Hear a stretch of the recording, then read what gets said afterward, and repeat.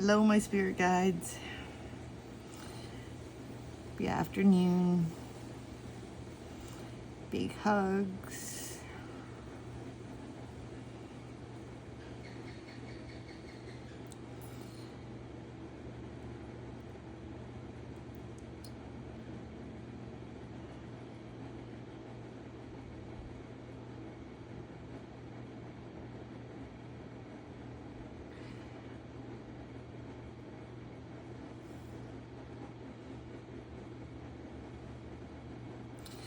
So is my guardian angel Aunt Frida here?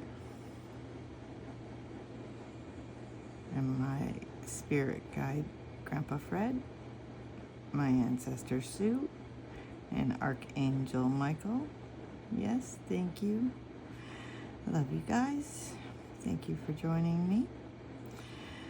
I want to talk a little bit more about this trade war that Mr. Trump has started.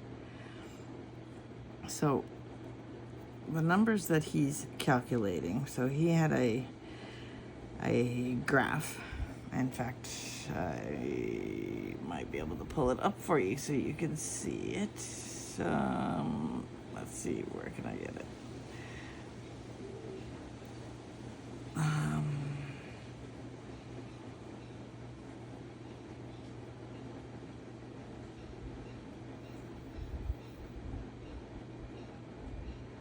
Okay, maybe not that fast. Anyways, so he had this chart that listed every country across the world, minus Russia and North Korea. He even had countries on there which were islands that had no population. So the man is absolutely insane. Yeah, I know you know. So he calculated one column that was entitled Tariffs applied to the USA. And so that number was generally high. And then the reciprocal tariffs, or so he called it, which he doesn't know what the word reciprocal means, is half or close to half of that first number. Now that first number is calculated based on how much money,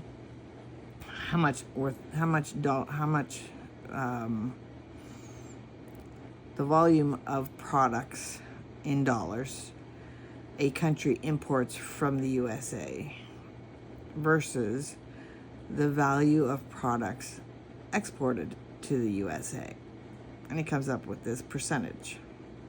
It's a made-up number. It means 0 cents whatsoever. And now countries that have never had tariffs on them have a minimum of 10% tariffs. So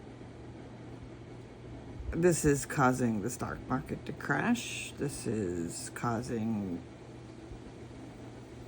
presidents, prime ministers, everybody except for North Korea and Russia, obviously, and the ones with the penguins, to think about how they want to handle their trade, because they clearly don't want to trade with USA.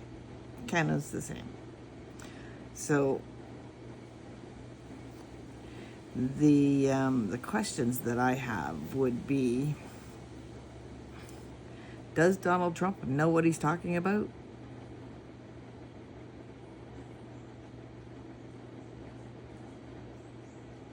Yeah, that's what I thought. Does Howard Lutnick know what he's talking about?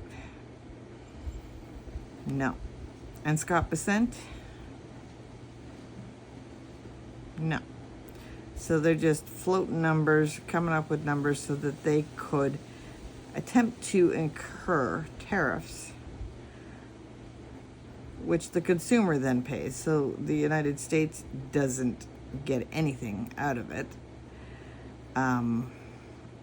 Well, actually, it's collected at the importing location, it's paid there, and then the consumer pays the importer. So, okay, so the U.S. would get that.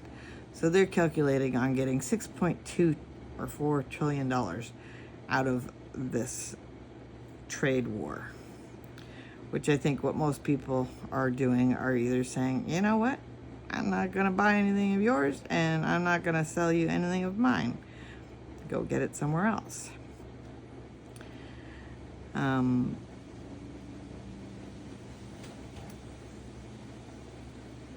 The market crashing. Would you say that we are going to go into a recession? Yes or no? Yes. Would you say that we are going to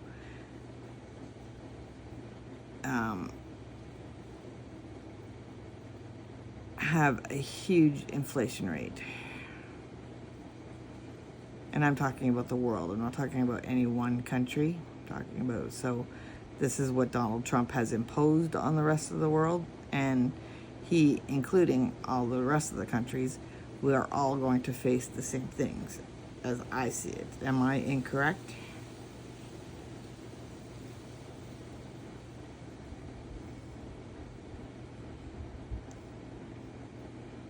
No. So whatever pain he causes on us or on each individual countries, he's going to get it back in kind if they have a trade, a tariff imposed in kind. Does that make sense? Yes. Okay, so I'm not crazy. How long do you think this is going to last? Months?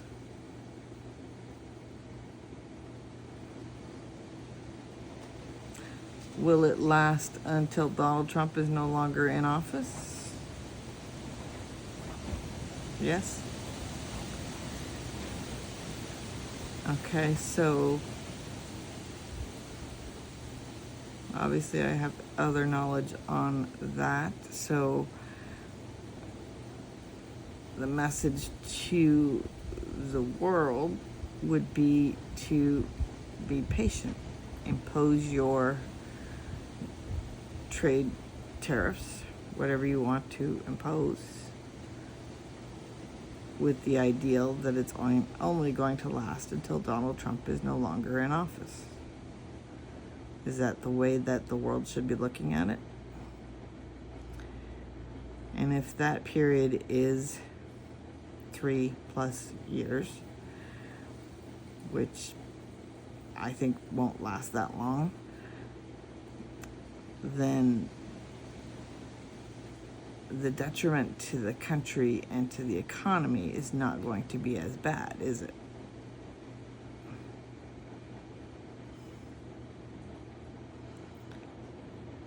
No. So everybody who's freaking out over this trade war really needs to just take a chill pill and relax, right?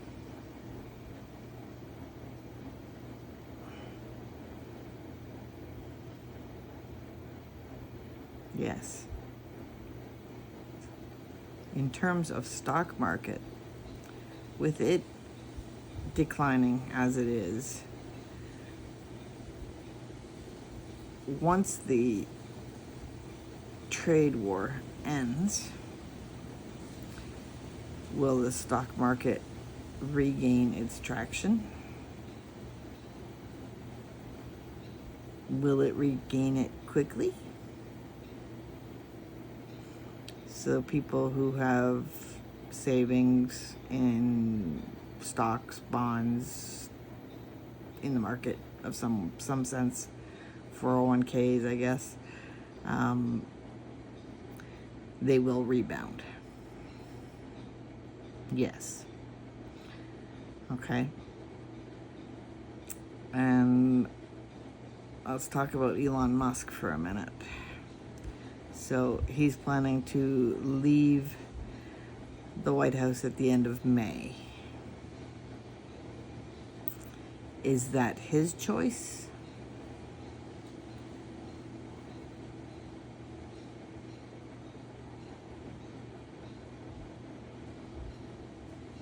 No. Was that because of his influence or attempted influence over the Wisconsin race? No. Is that because he's worn out his welcome? No. Is that because if he doesn't go back to Tesla, he won't have Tesla?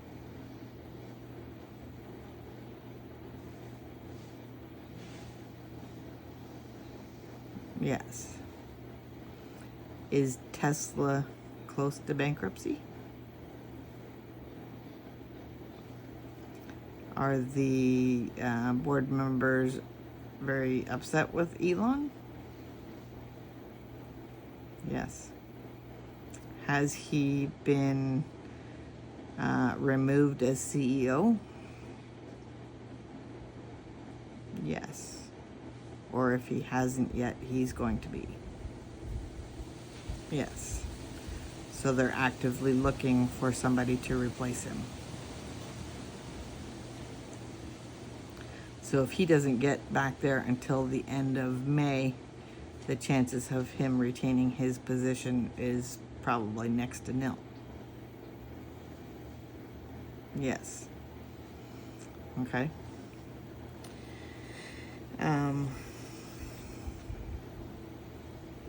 Let's talk about the Canadian Prime Minister, Carney. Now, Carney has a company called Brookfield. Is it his company or is he just a shareholder? Does he own the company? Yes? Outright? The entire company is his? Does he have shareholders?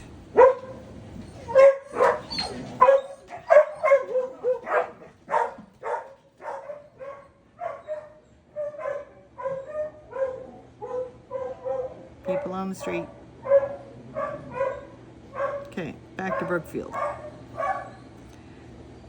So, he doesn't have shareholders. Is it a publicly traded company? Yes. Okay, so he does have a board of directors. He has to. Okay. So when he chose to run for prime minister, he had to put everything into a blind trust. Does that mean that anything having to do with Brookfield is not within his reach? Yes, so he does not get the ability to make decisions with regards to that business until after he's either not prime minister. He still gets to make decisions on that company?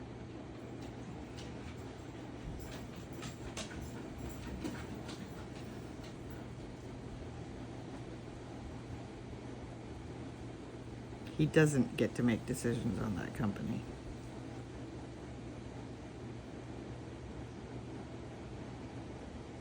No, he doesn't.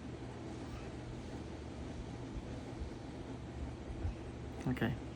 I'm asking the questions but not realizing the answer is what I'm expecting. So, while he's prime minister, he is not a businessman.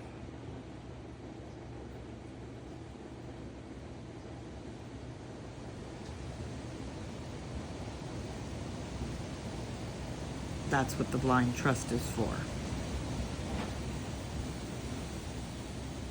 Okay. So that Brookfield owns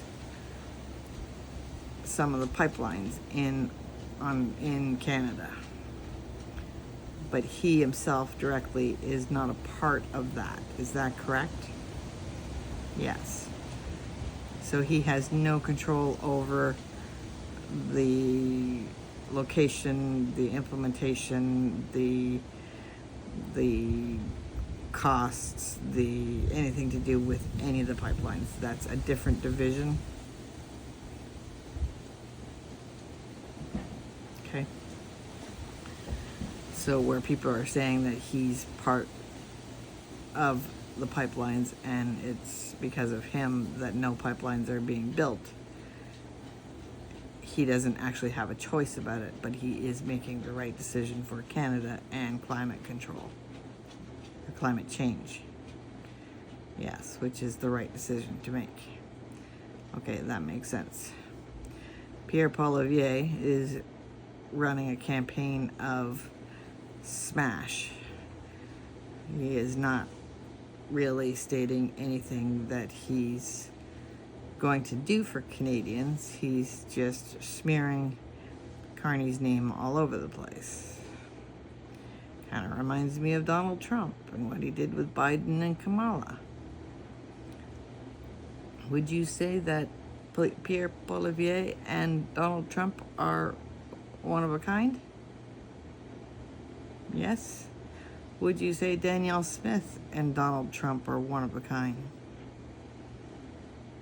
Would you say they are all narcissists? Yes. Looking out for themselves and their own bank accounts. I agree. Is Mark Carney a narcissist?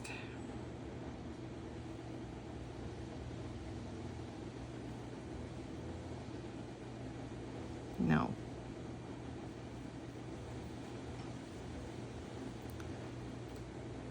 But in his career, he has created his own little nest egg of financial wealth.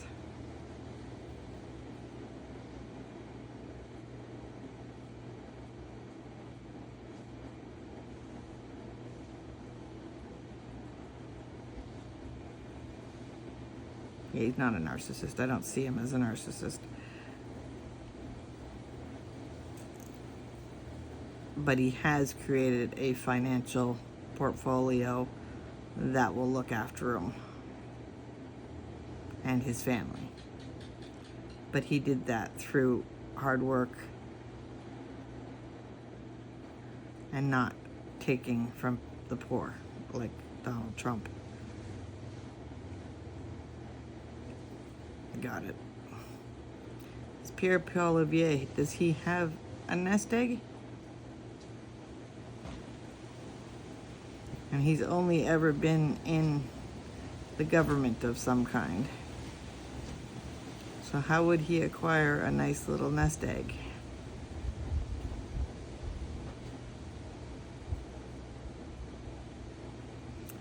Briberies? Quid pro quos? No?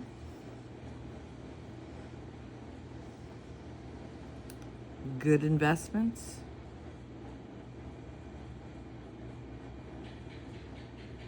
Or did he come from money?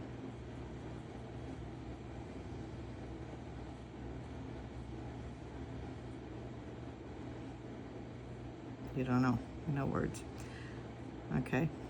Yeah, I know. I'm just drilling on politics, right? For somebody who never cared or gave a shit about politics. Now, apparently I do. Should I give it up? No. Keep sharing the message. Keep sharing my voice, speaking the truth.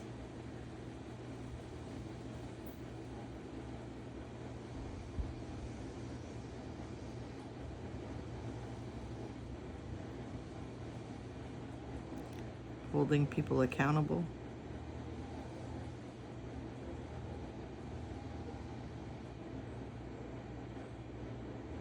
Yes. So one thing people need to be is accountable and responsible for their own actions and transparent.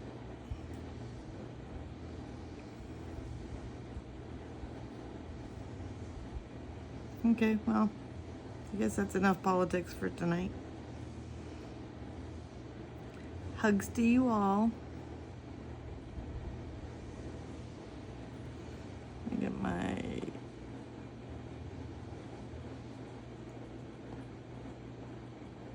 Hugs, hugs, hugs, hugs, hugs, hugs. Oh, just so that everybody knows that this whole reading is for entertainment purposes only. I only ask questions that come to mind. My pendulum tells me the answer it believes, and I tell you what it says. Nothing is made up. Nothing is disguised. I don't move the pendulum. It moves itself. It's all energy, and guided by my spirits, my angels, and my divine entities. So now I close this sacred session with gratitude and love. I thank my higher self, guides, ancestors, angels, and deities who have shared their wisdom today.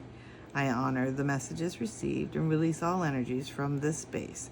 May all spirits return to where they belong with peace and light. No energies, spirits, or entities may remain attached to me, my pendulum, or my space. I am protected. I am whole. I walk in light. This session is now complete. So it is, and so shall be. Thank you very much.